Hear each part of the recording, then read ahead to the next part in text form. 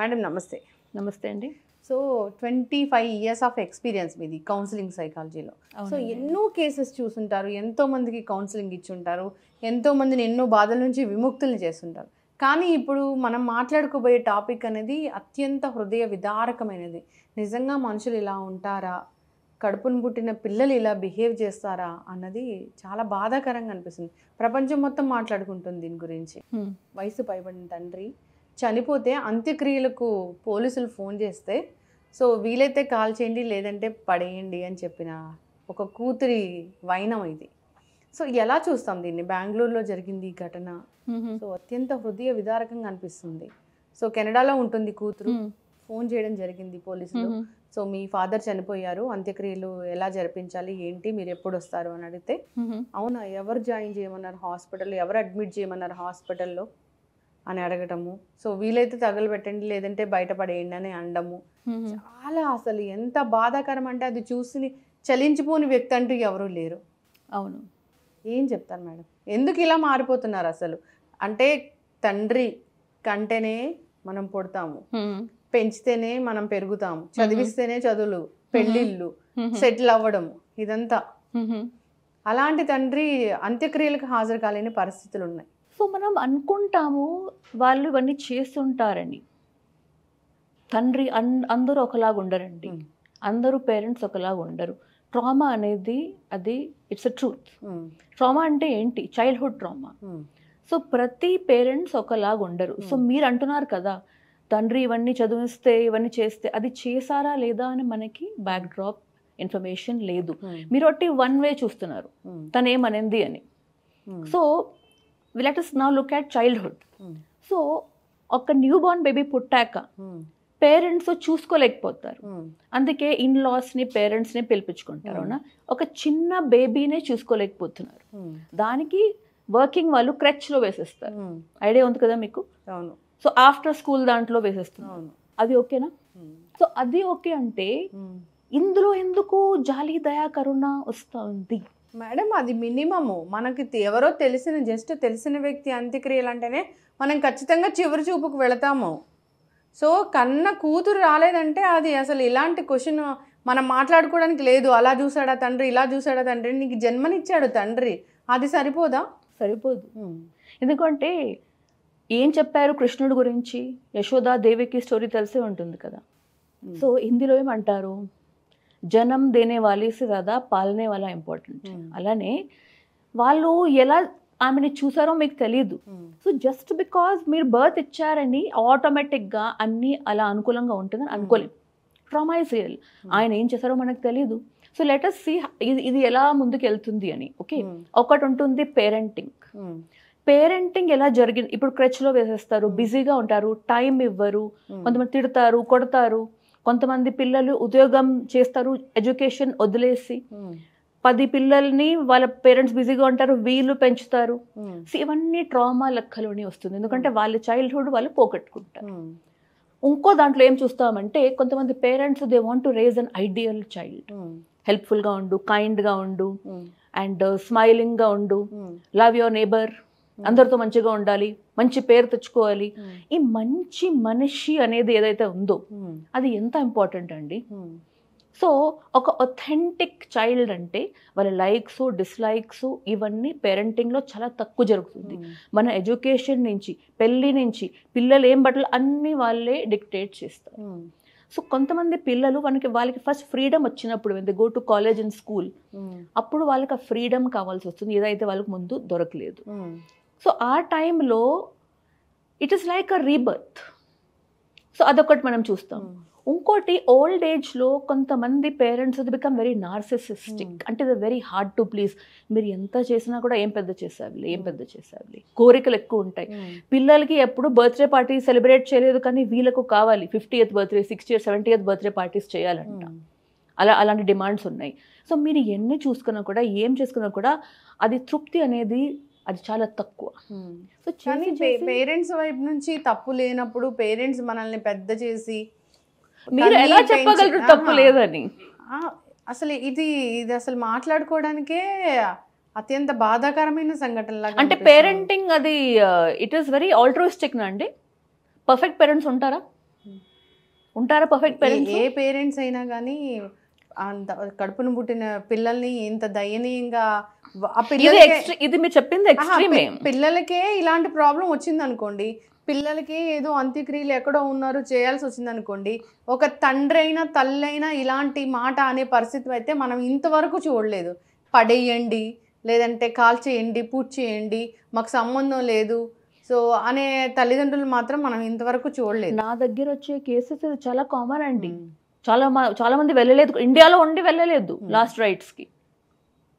So మీకు ఇది అనిపించవచ్చు చాలా అంటే పెద్ద సమస్య అని, కానీ ఒక బాండ్ లేకపోతే వెళ్ళలేరు. సెకండ్లీ కొంతమంది పిల్లలు సెల్ఫిష్గా ఉంటారు, ఫ్రీడమ్ వాళ్ళకి ఇంపార్టెంట్, ఇబ్బందిలాగా చూస్తారు ఓల్డ్ పేరెంట్స్ని, వాళ్ళని చూసుకోవాలి. కానీ కేర్ గివింగ్ ట్రామా ఏదైతే ఉంటుందో, care giving fatigue, it is real అండి. ఎందుకంటే ఒక చిన్న పిల్లని మనం చూసుకోలేకపోతే నానీని పెట్టుకుంటాం, లేకపోతే ఇన్లాస్ని పిలిపించుకుంటాం. అలానే ఓల్డ్ ఏజ్కి కూడా care giving is very difficult అండి. If they are cooperative it is fine. కొంతమంది ఓల్డ్ పీపుల్ ఎలా ఉంటారంటే, నా ఇంట్లో విలేజ్లో వచ్చి చూసుకో, నేను మీ ఇంటికి రాను, నేను యూఎస్కి రాను, బాంబేకి రాను, కావాలంటే నా దగ్గర వచ్చి నన్ను చూసుకోండి, ఇలా డిమాండ్స్ కూడా పెడుతున్నారు. నాకు తెలిసిన వాళ్ళ సర్కిల్స్లో చాలా మంది వైజాగ్లో, ఇక్కడ విజయవాడలో వాళ్ళ ఫ్యామిలీలో వదిలేసుకుని ఉంటున్నారు వాళ్ళ పేరెంట్స్ కోసము. అది కరెక్టా? అది కరెక్ట్ కాదు. అబ్సల్యూట్లీ అండి. నాకు తెలిసిన వాళ్ళు, నా ఫ్రెండ్ సర్కిల్లో కూడా ఉన్నారు ఇట్లాంటి వాళ్ళు, నాట్ జస్ట్ క్లయింట్స్. అంటే ఈ పర్టికులర్ ఈ కేసులో మూల్చంద్ శర్మ అంత్యక్రియలకు కూతురు హాజరు కాను అని చెప్పడం వెనక అంటే ఇలాంటిది ఏదైనా సంఘటన జరిగి ఉంటుంది అనుకోవచ్చా? అంటే ఆవిడ అంత కఠినంగా మారడానికి పుట్టకతో ఇవన్నీ రాదండి. బేబీ తలపైన రాస్తుంటుందా ఏదైనా? పుట్టకతో రాదు. ఇది ఎన్వైరన్మెంటల్ కండిషన్స్, పేరెంటింగ్, ఇవన్నీ సొసైటల్ ప్రెషర్, ఇవన్నీ it is along the way. Temperament మనకు పుట్టకతో వస్తుంది, not personality. That is what we acquire. Okay, మరి వృద్ధాశ్రమాలు, అనాథ శరణాలయాలు, తల్లిదండ్రుల్ని వదిలేయడాలు, మంచిగా చూసుకునే తల్లిదండ్రులను వదిలేయడాలు, ఇవన్నీ ఏంటి? మంచిగా చూసుకునేది కూడా అది మనం పర్ఫెక్షనిజం వైపు వెళ్తున్నాం. There is something called codependency అండి. కో డిపెండెన్సీ అంటే మంచి వాళ్ళు, గుడ్ పర్సన్ లాగా ప్రవర్తించాలి. అంటే ఏంటి? ఆల్వేస్ హెల్ప్ఫుల్, కైండ్, పెద్దవాళ్ళని గౌరవించాలి. ఇప్పుడు మీరు మ్యారేజెస్కి వెళ్తే అక్కడ చాలా మంది ఓల్డ్ పీపుల్ పెళ్లి కాని వాళ్ళని హింసిస్తూ ఉంటారు. ఏంటి, ఇంకా పెళ్లి కాలేదా, ఇంకా పిల్లలు పుట్టలేదా, ఎంతవరకు ఇలానే ఉండిపోతావు నువ్వు, అది జస్ట్ అడగడం అంటారు. That is the personal attack అండి. వాళ్ళకి ఏం పని అడగడానికి? ఎంత మహా వస్తుంది నీకు ఉద్యోగం, ఇంతేనా నీకు వచ్చేది, ఎవరు పెళ్లి చేసుకుంటారు నిన్ను, ఓహో ఏ చదువుకున్నావా, హ్యుమానిటీస్ చేసావా, ఆర్ట్స్ తీసుకున్నావా, అంతే నీ గతి. సో ఇలాంటి మాటలు అది మీరు లైట్గా తీసుకుంటున్నారు. కానీ అది ఇలాంటి పిల్లలు నా దగ్గర వస్తారు, అడల్ట్స్ వస్తారు నా దగ్గర, it will create a negative belief system. ఓ నాకు జాబ్ రాదు, ఓ నాకు పెళ్లి కాదు. సో దీన్ని మనం పర్సనల్ అటాక్ అంటాం. ఓకే, అంటే ఈ తల్లిదండ్రుల్ని పిల్లలు విస్మరిస్తున్నారు, తల్లిదండ్రుల్ని పిల్లలు పట్టించుకోవట్లేదు, ఈవెన్ లాస్ట్ దానికి కూడా రావడానికి ఇష్టపడట్లేదు, కఠినంగా వ్యవహరిస్తున్నారు తల్లిదండ్రుల పట్ల అంటే వాళ్ళ లైఫ్లో ఏదో జరుగుంది, వాళ్ళ లైఫ్లో వాళ్ళ పేరెంట్స్కి వాళ్ళకి బాండ్ సరిగ్గా లేకపోవడం అలానే ఉంటుందా? ఏమైనా కేసెస్ అలాంటివి మీరు ఏమైనా చూడడం? అవునండి. ఇప్పుడు ఆయన ఇక్కడ ఎందుకున్నాడు బెంగళూరులో? Why didn't he go to Canada? ఆయన వాజ్ లివింగ్ అలోన్, ఆయన ఒకళ్ళే ఉంటున్నారు అక్కడ. ఎందుకని అక్కడ ఎందుకు వెళ్ళలేదు? వాళ్ళు పిలవలేదా, లేదా వెళ్ళి వచ్చేసారా, లేకపోతే అక్కడ బోరింగ్ ఉందా, లేదా నా ఇంట్లోనే పోతా, అలా ఉంటారు కదా, పోతే ఇక్కడే పోతా అంటారు. ఉండే వరకు ఇక్కడే ఉంటాం, మీరు కావాలంటే ఇక్కడ వచ్చి ఉండండి నాతో అంటే వాళ్ళ ఫ్యామిలీ వదులుకొని రావాలా, వాళ్ళ పిల్లలు వైఫ్ హస్బెండ్ని వదులుకొని రావాలా? సో ఓల్డ్ ఏజ్లో అందరూ దేవతలాగా ఉండాలండి, ఎవరు ఉండరు. ఏ పేరెంటింగ్ కూడా ఫ్లాలెస్ లేదండి. కానీ ఇది ఎక్స్ట్రీమ్ బిహేవియర్ ఇలా అనడం. అంటే ఏంటి? Wounded people wound people, hurt people hurt people. ఇప్పుడు నాలో ఇఫ్ ఐఎమ్ వూండెడ్, నా మాటలు అట్లనే ఉంటాయి, నా బిహేవియర్ అట్లనే ఉంటుంది. నెగటివ్, కొంచెం ర్యాష్గా మాటలు, బ్లంట్ స్పీకింగ్, అంటే ఐఎమ్ హర్ట్. సో పుట్టకతో రాదు ఇది. Temperament is what you're born with, personality is what we acquire కదండి. సో ఏదో జరిగింటుంది డెఫినెట్లీ ఇలా అనడానికి. ఇంత ఎక్స్ట్రీమ్ ర్యాష్నెస్ కావాలంటే something definitely would have happened అని అనుకోవచ్చు. It is not a natural development. ఆయన అక్కడ ఒకడే ఎందుకున్నాడు, అక్కడికి ఎందుకు వెళ్ళలేదు, వీళ్ళు పిలవలేదా, లేదా ఆయన అడ్జస్ట్ చేయలేకపోయారా, లేకపోతే ఇది చూడాలి. We need the complete back drop. ఎంతైనా కానీ తండ్రే కదా మేడం. ఇది ఆల్ట్రుయిస్టిక్ బిహేవియర్ ఎప్పుడు వస్తుందో తెలుసా అండి? ఇప్పుడు మన లైఫ్ బాగుంది అనుకోండి, ఇప్పుడు చిన్నప్పుడు ఏమైనా జరిగింది అనుకోండి, మన లైఫ్ మనం చదువుకుని పెళ్లి చేసుకుని, లేకపోతే పెళ్లి చేసుకోకపోతే కూడా జాబ్ చేసుకుని ఒక జరిగినవన్నీ ట్రామా ప్రాసెస్ చేసిన తర్వాత ఒక అన్కండిషనల్ లవ్ లాంటి ఫీలింగ్ వస్తుంది. అప్పుడు ఏం జరిగినా కూడా మనము వాళ్ళకి కావలసినప్పుడు ఉంటాము, ఇవన్నీ దారిలో రాదు, కానీ అది లాస్ట్లో అయ్యేది. సో మీరేం చూస్తున్నారంటే ఇది డెత్ అంటే పర్మనెంట్ లాస్, మళ్ళీ ఎప్పుడు రారు. సో ఇవన్నీ అక్కడ హిండ్రన్స్ ఉండకూడదు, ఇవన్నీ ఆటంకాలు ఉండకూడదు. కానీ ఎవరైతే ఇవన్నీ ప్రాసెస్ చేయలేదో వాళ్ళు నెగటివ్ మైండ్ సెట్ లో ఉంటారు, ఇవన్నీ గుర్తుకొస్తాయి చేసినవి. ఓకే, సో అలా ఏదైనా గుర్తొచ్చి రాకపోవడమే జరుగుతుంది. చాలా మంది పేరెంట్స్ పనికిరాని వాళ్ళతో పెళ్ళి అయిపోతే చాలు, నా దగ్గర చాలా కేసెస్ ఉన్నాయి ఇలా. జాబ్ లేదు పెళ్లి చేసేసారు, అమ్మాయికి ఇంట్రెస్ట్ లేదు పెళ్లి చేసేసారు, జస్ట్ ఒక టిక్ పెళ్ళి అయిపోతే చాలు. వాళ్ళ జీవితం పాడు చేసిన తర్వాత ఎవరు రెస్పాన్సిబుల్ అండి?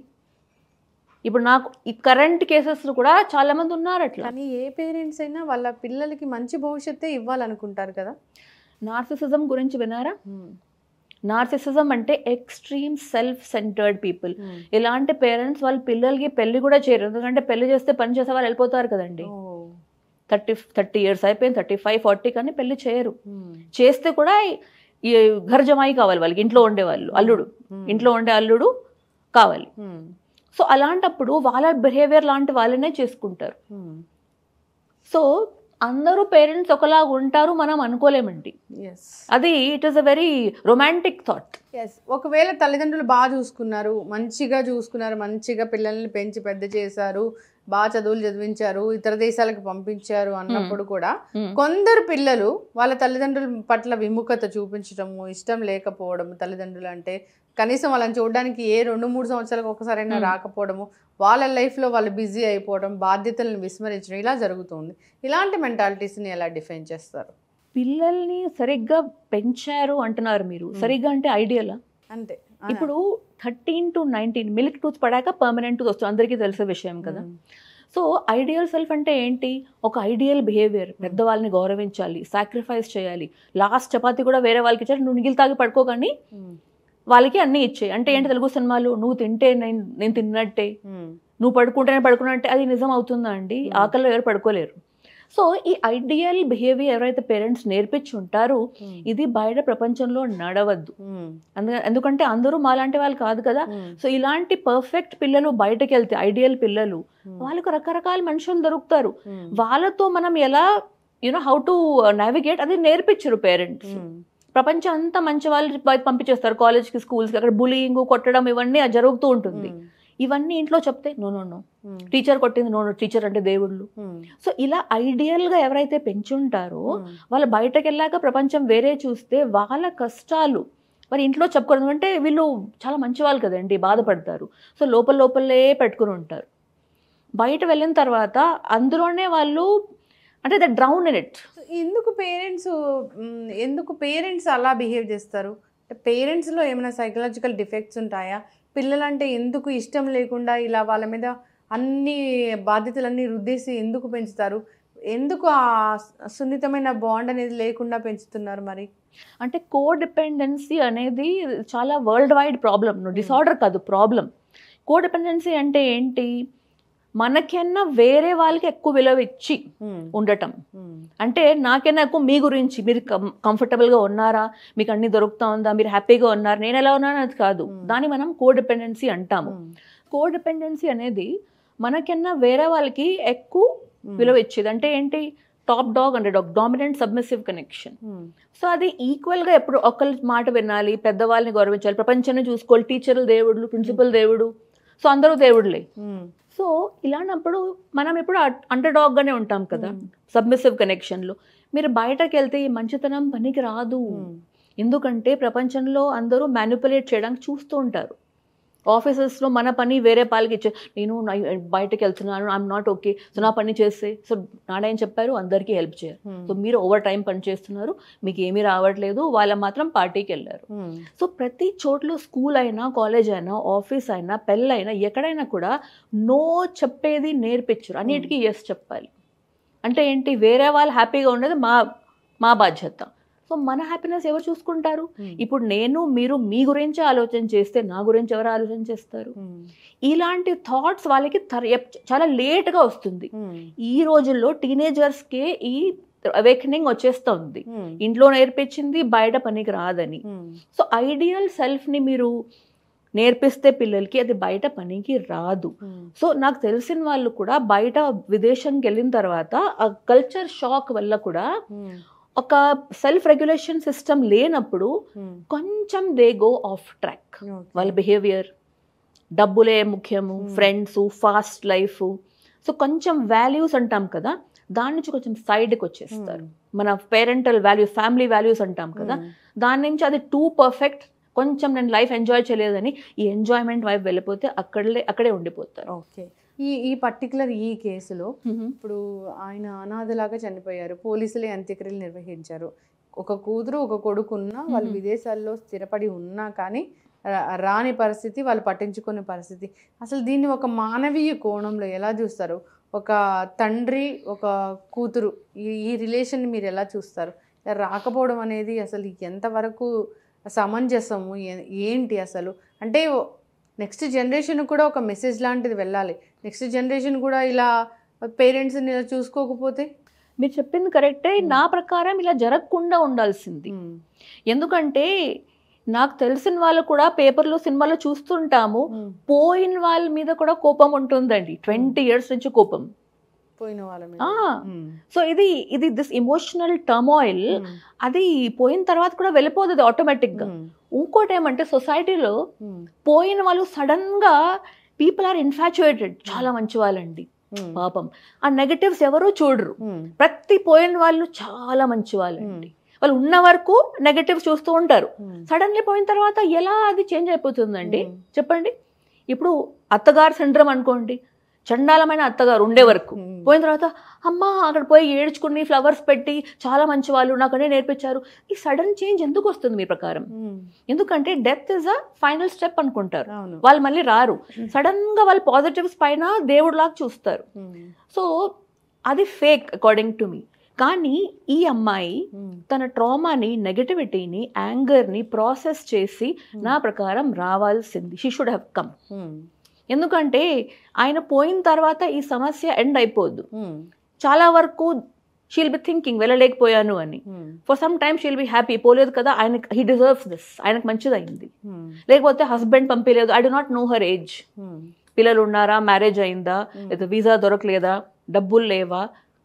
కానీ నాకు తెలిసిన ప్రకారం 2 days ఉంచుతారు, 2-3 days ఉంచుతారు ఫారెన్ నుంచి వచ్చేవాళ్ళు. సో అది జరగలేదా, లేకపోతే ఇంట్రెస్ట్ లేదు? తను చెప్పడమే హాస్పిటల్లో ఎవరు అడ్మిట్ చేయమన్నారు, చనిపోతే మాకేంటి, సో వీలైతే కాల్ చేయండి, లేదంటే పూర్తి చేయండి, లేదంటే పడేయండి. అది ఎక్స్ట్రీమ్. ఎక్స్ట్రీమ్ అంటే చాలా హర్ట్స్, వూండ్స్ ఉన్నాయి, చాలా కోపము, రిజెంట్మెంట్, అసహ్యం ఉంది హై డిగ్రీకి. అది ఊరికే ఓవర్ నైట్ వచ్చింది కాదు. సో వాళ్ళ మధ్యలో బాండ్ క్లియర్లీ లేదు, ఎస్ట్రేంజ్డ్ అంటాం, ఎస్ట్రేంజ్డ్. సో నా ప్రకారం ఒక థెరపిస్ట్ దగ్గర వెళ్ళి, లేకపోతే బాడీ మైండ్ థెరపీస్ ఉంటాయి, మసాజు, మెడిటేషన్, మైండ్ఫుల్నెస్ థెరపీ తీసుకుని ఈ నెగటివిటీని ప్రాసెస్ చేసి నా ప్రకారం రావాల్సింది. She should have come. ఎందుకంటే ఇది ఆయన పోయిన తర్వాత ఇది ఎండ్ అవ్వదు, ఇది ఉంటుంది. ఆలోచనలు వస్తూ ఉంటాయి, నెగటివ్ ఆటోమేటిక్ థాట్స్ అంటాం, NAT, ఇవి వస్తూ ఉంటాయి, నైట్ మేర్స్ వస్తాయి, ఎవరు వెళ్ళలేదు. తర్వాత 10-20 years తర్వాత షీ విల్ ఫీల్ బ్యాడ్. అయ్యో ఇప్పుడు వచ్చింది విజ్డమ్, నాకు అప్పుడు ఎందుకు లేదు, ఇంత టైం పట్టిందా నాకు నెగటివిటీ ప్రాసెస్ చేయడానికి, ఇప్పుడు నేను లైఫ్లో ఆ ఇన్సిడెంట్ అలానే గుర్తుంచుకుంటా. ఇలాంటి కేసెస్ కూడా వస్తూ ఉంటాయి. Okay, yes. అయితే జనరల్గా ఒక తల్లిదండ్రులకి పిల్లలకి మధ్య బాండ్ అనేది అసలు ఎలా ఉండాలండి? ఓకే, ఇది చాలా మంచి క్వశ్చన్ అండి. ఫస్ట్లీ మ్యారేజ్కి రెడీ ఉంటేనే పెళ్లి చేసుకోవాలి. ఎందుకంటే మ్యారేజ్ అంటే అది రొమాన్స్, చుట్టూ తిరిగేది కాదు, రెస్పాన్సిబిలిటీ. బట్టలు ఉతుకుతారు, వంట ఎవరు చేస్తారు, ఎవరు డబ్బులు సంపాదిస్తారు, వీళ్ళు ఎవరు చూసుకుంటారు. So there are places where you can go for grooming. వంట ఇప్పుడు కొత్తగా my body my wish, so పెళ్లి చేసుకుంటారు, 10 ఏళ్ళ తర్వాత పిల్లలు పుట్టిస్తారు, వాళ్ళకి అప్పుడే 45 years. సో 45 yearsలో చిన్న పిల్లల్ని పెంచాలంటే it is not a joke అండి. టెరబుల్ 2-3s అంటారు కదా. సో కరెక్ట్ ఏజ్లో if you very rich then మీరు వేరే వాళ్ళని పెట్టుకోవచ్చు, నాని పెట్టుకోవచ్చు, వీళ్ళు పెట్టుకోవచ్చు. ఆయన కూడా దాంతో బాండింగ్ ఉండదు. ఎందుకంటే 0 to 6 months is called codependency. అంటే baby is totally dependent on the care givers for survival, because వాళ్ళు they cannot get up and move and talk. ఆ తర్వాత వచ్చేది కౌంటర్ డిపెండెన్సీ, అంటే టెరిబుల్ 2s and 3s, నడిచేది, అన్ని నోట్లో పెట్టుకునేది అంతా. ఈ స్టేజ్ అక్కడ ఫస్ట్ స్టేజ్లో if you do not have bonding అంటే కౌంటర్ డిపెండెన్సీ అంటే ఐ డోంట్ నీడ్ యూ. మీరు పిల్లలకి తినిపిస్తున్నారు, ఇట్లా చేయి తోసేస్తారు, నేనే తింటాను, ఫుల్ డర్టీ చేసుకుంటారు. It's called counter dependency. First 6 monthsలో సేఫ్టీ అండ్ ట్రస్ట్ ఆటోమేటిక్గా వచ్చేస్తుంది. ఎందుకు వస్తుంది? వాళ్ళు ఏడుస్తున్నారు, మీరు లేట్గా వెళ్ళారు, పాలు కొంచెం ఎక్కువ వేడిగా ఉంది, అది చల్లార్చిస్తున్నారు, లేకపోతే ఇట్లా బాటిల్ పెట్టారు ఇక్కడ నుంచే వచ్చేస్తా ఉంది, కొంచెం ఫాస్ట్గా చేస్తున్నారు, లేకపోతే డైపర్ టైంలో చేంజ్ చేయలేదేమో, ఎత్తుకోలేదేమో, సరిగ్గా బేబీ సెల్ఫ్ సూదింగ్ మీరు చేయలేదేమో. So safety and trust issues ఆ టైంలోనే వస్తాయి. సడన్గా పెళ్లి తర్వాత రావు, బ్రేకప్ తర్వాత రాదు, ఆ టైం నుంచి వస్తాయి, కానీ సబ్ కాన్షియస్లో ఉంటాయి సేఫ్టీ అండ్ ట్రస్ట్. ఆ తర్వాత కౌంటర్ డిపెండెన్సీ అంటే నాకు వాళ్ళ అవసరం లేదు. సో ఇలాంటి పిల్లలు దే రేస్ దెమ్సెల్వ్స్, అంటే ఇమోషనలీ వాళ్ళే ఓడ్చుకుని దే గ్రో అప్. సో అప్పుడు మీరు ఎంత ఎడ్యుకేషన్ ఇచ్చినా, జపాన్ పంపించినా, ఏం చేసినా కూడా సేఫ్టీ అండ్ ట్రస్ట్ నెగ్లెక్ట్ అంటాం. ఇప్పుడు అబ్యూస్ అంటే కొట్టడం తిట్టడం మీ ముందే అవుతుంది, మీకు తెలుసు, కానీ నెగ్లెక్ట్ తెలుసుంటుందా? తెలీదు. But neglect is also a form of abuse. ఎందుకంటే కో డిపెండెన్సీలో we are called needless and wantless. అంటే మీరు హోటల్కి వెళ్ళారు, హోటల్లో అందరూ దోశలు తింటున్నారు, మిమ్మల్ని అడుగుతారు, నేను అదే తింటానులే. సో మీకు వడా కావాలని చెప్పలేకపోతారు, దాని కాస్ట్ ఎక్కువ ఉందేమో, లేదా అందరూ నన్నే చూస్తారేమో. సో దీన్ని నీడ్లెస్ అండ్ వాంట్లెస్గా పెరిగిస్తారు ఇలాంటి పిల్లలు. అన్నిటికీ అడ్జస్ట్ అవుతూ ఉంటారు, అన్ని నువ్వు ఎట్లా కావాలో అలా, ఈ జాబ్ మీరంటే సరే, పెళ్లి చేసుకో, మీకు అమ్మాయి ఓకేనా, ఓకే. సో ఎవరు పెళ్ళి? సో అంటే ఏంటి? సెల్ఫ్ వ్యాలిడేషన్ లేదు. వేరే వాళ్ళ గురించి వాళ్ళ బ్లూ ప్రింట్ తీసుకుని దే లివ్ దేర్ లైఫ్స్. కానీ వన్స్ దే గో అవుట్ ఎడ్యుకేషన్కి, హాస్టల్స్ ఎక్కడక్కడ, అప్పుడు వారికి అర్థమవుతుంది పేరెంటల్ పాత బ్లూ ప్రింట్ ఇప్పుడు పనికి రాదు, ఇది ఆ ఏజ్ కూడా కాదు, ఆ సొసైటీ కూడా మారిపోయింది, సో అది ఇప్పుడు పనికి రాదు. సో న్యూ ఏజ్ పేరెంటింగ్ అంటే ఫ్రెండ్స్ లాగా ఉండాలి, ఫ్రెండ్స్ ఉండకూడదు. Parenting you should not be like back slapping, అలా ఉండదు, ఆ లైన్ క్రాస్ చేయకూడదు. ఎందుకు? మీరు వారు ఫ్రెండ్స్ లాగా ఉంటే మరి తేడా ఏంటి? పేరెంట్స్ ఫ్రెండ్స్ ఒకలాగా అయిపోతారు, they will choose them. Be like a friend but do not be a friend, ఆ లైన్ ఎప్పుడు క్రాస్ చేయకూడదు. కంపాషన్ ఆఫర్ చేయాలి కరెక్షన్ ముందు. ఇప్పుడు కొంతమంది పేరెంట్స్ చిల్డ్రన్ వచ్చి అంటారు, నాకు దయ్యం గురించి ఆలోచన భయం ఉందంటే, దయ్యం ఏమి ఉండదు, పడుకో అలా అంటారు. దయ్యం అంతా ఉండదు, అప్పుడే హర్ట్ అయిపోతారు. సో ఆ దయ్యం ఉండదు, మీ ఏజ్ 30-40 ఉండొచ్చు, ఆ 2 years చైల్డ్కి 3 years ఎలా చెప్తారు మీరు దయ్యం ఉండదు అని? వాళ్ళు చూసుంటారు సినిమాల్లో, బుక్లో, ఎక్కడో ఎవరో చెప్పుంటారు. హౌ కెన్ యూ సే దయ్యం ఏమి ఉండదు, పోయి పడుకో అని? అప్పుడే అక్కడ స్టార్ట్ అవుతుంది. మీరు అనుకున్నారు దే స్లీపింగ్, బట్ వాళ్ళు లేచి ఉంటారు, ఆ మైండ్ వర్క్ అవుతూ ఉంటుంది. సో మీరు అది ఆ ఏజ్ నుంచి, చాలా మంది పేరెంట్స్ వాయాడి అంటారు, వాగుడుకాయ అంటారు, చాలా over talking too much. So వాళ్ళ క్వశ్చన్స్ని మీరు ఆన్సర్ చేయకపోతే క్యూరియాసిటీ అక్కడే మీరు ఎండ్ చేసేస్తారు. ఎక్స్ప్రెషన్, ఎక్స్ప్లోరేషన్, ఇవన్నీ మీరు చైల్డ్హుడ్లో బంద్ చేస్తే, మీరు if you go to a party, ఏం పేరమ్మా అంటారు. So before the child kids మీరు రాహుల్ అని చెప్పేస్తారు. So you become the child's mouthpiece. So you will have under confident children. When you go out, పేరేంటమ్మా అంటే ఇలా చూస్తారు మీ తరఫు. ఇప్పుడు నా దగ్గర వచ్చే పేరెంట్స్ అంటారు, my adult child cannot speak, I don't know what to do. They blaming the child, my child is introvert, my child he's got social anxiety. అంటే ఇది ఓవర్ నైట్ రాలేదు. ఇప్పుడు మీరు ఇవన్నీ నేర్పించకుండా సడన్ గా మీ child should go and give a speech on stage అంటే ఎలా వస్తుందండి? అది ప్రతి దానికి మీరు you have not given validation, explanation ఏమీ ఇవ్వలేదు. సమ్ చిల్డ్రన్ కమెంట్స్, టీచర్ చాలా చెడ్డి, నో అలా అనకూడదు, టీచర్స్ దేవుళ్ళు అనకూడదు, అట్లా యూ డోంట్ హ్యావ్ మేనర్స్ అని నేర్పిస్తారు. ఆ టీచర్ నిజంగా కొట్టుంటుంది, ఏమో చేసి ఉంటుంది, but there is no room for mistake. Ideal.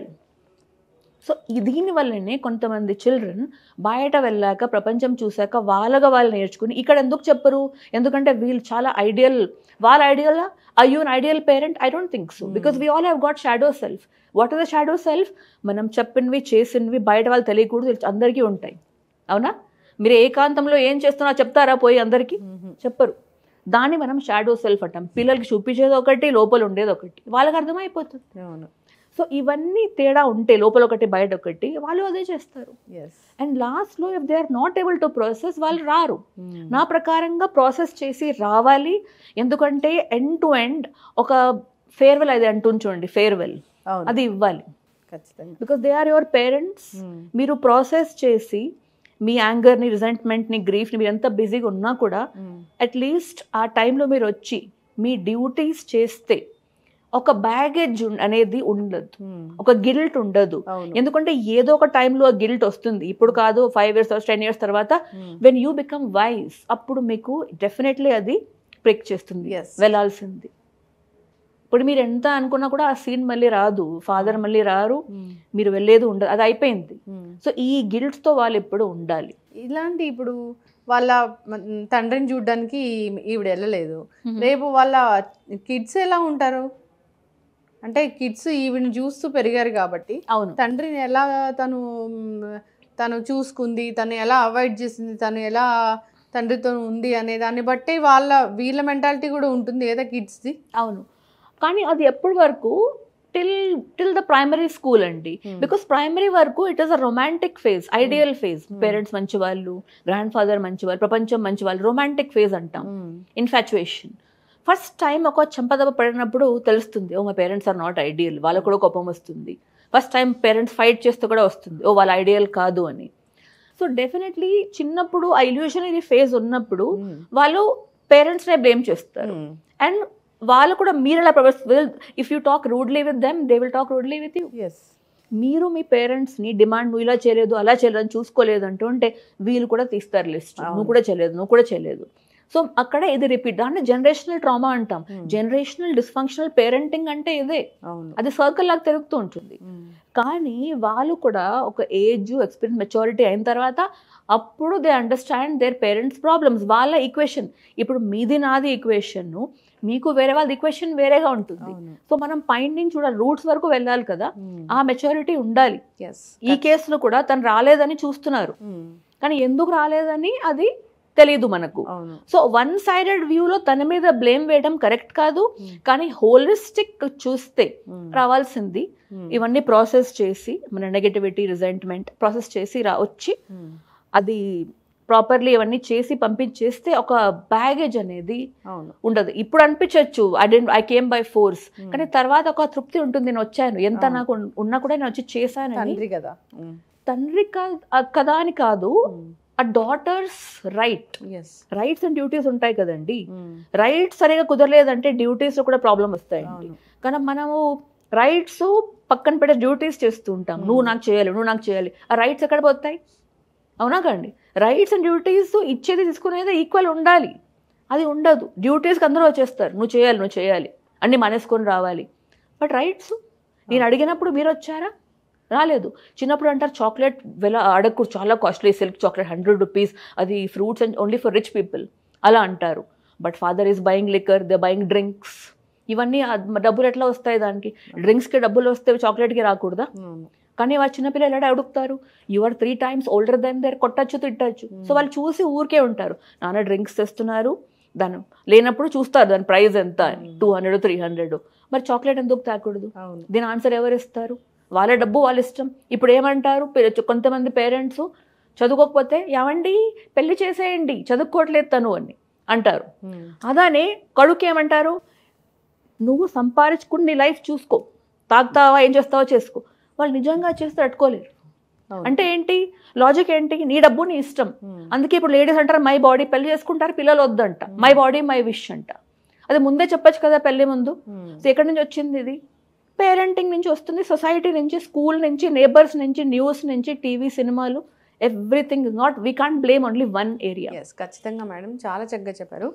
నేను అనుకున్న ఏంటంటే, అసలు జనరల్గా మిమ్మల్ని ఈ క్వశ్చన్ అడిగినప్పుడు ఎప్పుడైనా ఏదైనా ఒక తప్పు జరిగితే ఆ అవతల వ్యక్తి, తప్పు చేసిన వ్యక్తి గురించే మాట్లాడతారు. కానీ ఇక్కడ రూట్ కాజ్ అనేది ఒకటి ఉంటుంది. తన మనసు ఎంత గాయపడిందో అందుకే ఇలా చేసింది అనేది, అది ఒకటి పాయింట్ రేస్ చేసిందా. కాకపోతే మనం పెరిగి పెద్దవాళ్ళం అయ్యాక మనకు ఒక వివేకం అనేది వస్తుంది. సో మనకి జాలి, దయ, కరుణ అనేది వస్తాయి. సో వాట్ ఎవర్ జరిగిందేదో జరిగింది, అయినా కానీ చనిపోయినప్పుడు ఖచ్చితంగా రావాల్సి ఉంది. తను ఇప్పుడు ఫీల్ అవ్వకపోయినా 20 years తర్వాత అయినా ఖచ్చితంగా ఫీల్ అవుతారు అనే విషయం చాలా చక్కగా ఉంది. సో ఏదైనా కానీ ఇలాంటివి జరగకూడదని కోరుకుందాం. పేరెంట్స్ అంటే పేరెంట్సే, పిల్లలు అంటే పిల్లలే, వాళ్ళ మధ్య బాండ్ అనేది సున్నితంగా ఉండాలి, హ్యాపీగా ఉండాలి. సో అలా ఉంటేనే జనరేషన్స్ మంచిగా ఉంటాయి, వృద్ధాశ్రమాలు రాకుండా ఉంటాయి, ఇలా అనాథల్లాగా చనిపోకుండా ఉంటారు తల్లిదండ్రులు. సో ఒక మంచి నెక్స్ట్ ఈ జనరేషన్ అయినా, నెక్స్ట్ జనరేషన్ అయినా, ఆ నెక్స్ట్ జనరేషన్ అయినా ఒక హెల్దీ అట్మాస్ఫియర్ని మనం క్రియేట్ చేసిన వాళ్ళం అవుతాం. ఖచ్చితంగా ఇది ఒక అండర్స్టాండింగ్తోని ఇది ఒక బాధ్యతాయుతంగా వెళ్ళాల్సిన ప్రక్రియ. ఒకప్పుడు నిజంగా ఇట్లాంటివి లేవు, మధ్య మధ్యలో వచ్చాయి. ఉన్నాయండి. మరీ పాతకాలంలో తల్లిదండ్రుల్ని మరి ఇలా అంత్యక్రియలకు వెళ్లకుండా సో మరీ ఇలా చేసిన అవి బయటకి ఎలా పడేవండి? మీడియా ఎక్కడ ఉంది అప్పుడు? లేదు కదా. నేను ఒకటి అడుగుతానండి, చిన్న బేబీస్ని క్రెచ్లో వదిలేస్తారు కదా, అది ఎలా ఓకే? అది ఓకే అంటే ఓల్డ్ ఏజ్ హోమ్ ఎందుకు? అప్పుడు జాలి కరుణ దయ లేనప్పుడు ఇప్పుడు ఎందుకు రావాలి? ఇప్పుడు పిల్లల్ని వదిలేసి వాళ్ళ కోసం సంపాదించడానికే వెళ్తున్నారు తల్లిదండ్రులు. ఓకే అని ఎందుకు అనుకోకూడదు? ఎలా అవుతుందో చెప్పండి. ఇప్పుడు ఒక బేబీని మనం పోషించాలి, ఒక బేబీ మనకి యాడ్ ఆన్ అయినప్పుడు తన కోసమే వెళ్తారు ఖచ్చితంగా. మీరు చెప్పింది కరెక్టే. ఇప్పుడు నేను ఇంకోటి చెప్తాను. ఓల్డ్ ఏజ్ పేరెంట్స్ కి మిడిల్ ఏజ్ పిల్లలు ఉంటారండి. మిడిల్ ఏజ్ వాళ్ళకి పెళ్లి పిల్లలు ఒకవైపు ప్రెషర్ వేస్తూ ఉంటారు, ఒకవైపు ఓల్డ్ పీపుల్ ప్రెషర్ వేస్తూ ఉంటారు. This is the most toughest phase, middle age. But బాధ్యతలు అనేవి ఉంటాయి, వీళ్ళకి లేదా బాధ్యతలు? అవును, బాధ్యతలు అనేవి నిర్వహిస్తూ వెళ్ళాలి. కానీ సో ఆ బాధ్యతలు మనం వదిలించుకుంటూ వెళ్ళడం అనేది మీరు జాలి కరుణ దయ యంగ్ పేరెంట్స్ కి చూపిస్తున్నారు, మిడిల్ ఏజ్ వాళ్ళకి ఎందుకు చూపించలేకపోతున్నారు? వాళ్ళకి టీనేజ్ ఒక పక్క ప్రెషర్, ఒక పక్క ఓల్డ్ పేరెంట్స్, వీళ్ళు హ్యాపీగా లేరు, వాళ్ళు హ్యాపీగా లేరు, వీళ్ళకి హెల్త్ ఇష్యూస్ ఉంటాయి.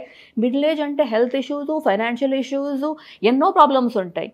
సో అక్కడ ఎందుకు రావట్లేదు జాలి కరుణ? అక్కడ ఎందుకు పర్ఫెక్ట్గా ఉండాలని చూస్తున్నారు? ఎప్పుడైనా కానీ క్యాన్సర్తో బాధపడే ఒక తల్లి అయినా కానీ అప్పుడే పుట్టిన బిడ్డని జాగ్రత్తగానే చూసుకుంటుంది, కానీ ఎక్కడో విసిరి పారేసిన ఘటనలు అయితే మనం ఇంతవరకు ఎక్కడ చూడలేదు. ఇది ఎక్స్ట్రీమ్ కేసే. కానీ నేనేం చెప్తున్నానంటే తల్లిదండ్రులు మనల్ని ఎంత బాధ్యతగా చూసుకున్నారో, చూసుకోకపోయినా బాధ్యతగా చూసుకోవాల్సిన బాధ్యత మనకు ఉంటుంది. ఎందుకంటే మనం వివేకవంతులం అవుతాము. సో పేరెంట్స్ నుంచి మనం గాయపడిన పేరెంట్స్ అంటే మనకు జన్మనిచ్చారు, మనం ఇలా ఉన్నామంటే పేరెంట్స్ జన్మ ఇవ్వటం ఇట్ ఈస్ నాట్ ఎనఫ్ అండి. ఎవరైతే క్రెచ్కి వెళ్తారో, ఎవరైతే చిన్నప్పుడే హాస్టల్కి వెళ్తారో వాళ్ళకి ఆ బాండింగ్ ఉండదు. ఎందుకంటే వాళ్ళు పెరగలేదు, వాళ్ళు ఒకళ్ళొకళ్ళ అండర్స్టాండింగ్ లేదు, ఒకళ్ళొకళ్ళ అది ఎమోషనల్ సపోర్ట్ లేదు, ఎలా ఉంటుంది అది? అవును, కానీ బాండ్ అనేది ఉండాలి, ఉండేలాగా పేరెంట్స్ అది రెండు వైపు ఉండాలి. రెండు వైపు ఖచ్చితంగా రెండు వైపులు ఉండాలి. అంటే నా పిల్లలు, నా తల్లిదండ్రులు, నెక్స్ట్ జనరేషన్, ఆ నెక్స్ట్ జనరేషన్, నా వాళ్ళు, నా ఫ్యామిలీ, ఇలా ఉంటేనే అది వెళ్తూ ఉంటుంది. లేదంటే ఇలా అనాథల్లాగా మిగిలిపోతూ ఉంటారు. అది చాలా సాడ్. సమాజం అంతా పాడైపోతుంది మేడం నెక్స్ట్. అవును. సో నిజంగానే అంత్యక్రియలు ఎవరో జరిపించాల్సిన పరిస్థితి వస్తుంది. పెళ్ళిళ్ళకే వెళ్ళలేదు, పెళ్ళిళ్ళు కూడా వెళ్ళలేదు చాలా మంది. దీని వెనకాల రీజన్స్ ఉన్నాయి. రిజెంట్మెంట్, నెగటివిటీ, కోపము, హర్ట్ ఏదో అయింటుంది. బాండింగ్ లేనప్పుడు నెగటివిటీ ఉన్న, బాండింగ్ లేనప్పుడు వెళ్తారు. నెగటివిటీ, రిజెంట్మెంట్, అసహ్యం, హర్ట్, వూండ్స్ ఉన్నప్పుడు వెళ్ళరు. అవును, ఇంకా బాగా ఓల్డేజ్ హోమ్స్ అనేవి ఎక్కువ అయిపోతూ ఉన్నాయి. అవి అంతగా పెరిగిపోకుండా ఉండాలని కోరుకుందాం. దీనికి కారణాలు ఏంటనేది తెలుసుకొని ఇంకొక ఓల్డేజ్ హోమ్ అవ్వకుండా ఉండాలని కోరుకుందాం. తల్లిదండ్రులను బాధ్యతగా చూసుకోవాలి, పిల్లల్ని బాధ్యతగా పెంచాలి. సో బంధాలతో పెంచాలి, వాళ్ళని హ్యాపీగా ఉంచేలాగా చూసుకుంటేనే నెక్స్ట్ మనల్ని హ్యాపీగా చూసుకుంటారు. సో చాలా చక్కటి ఇన్ఫర్మేషన్ అండి. ఇలాంటిదైతే మళ్ళీ పునరావృతం అవ్వకూడదని కోరుకుందాం. ధన్యవాదాలు. థ్యాంక్ యూ అండి.